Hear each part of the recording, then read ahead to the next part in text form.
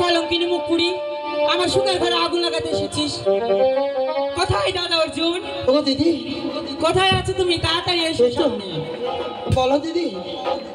এই পোড়ামুখীকে মেরে মেরে বাম চোখে করবে কানা, আর ডান পা করবে খোড়া।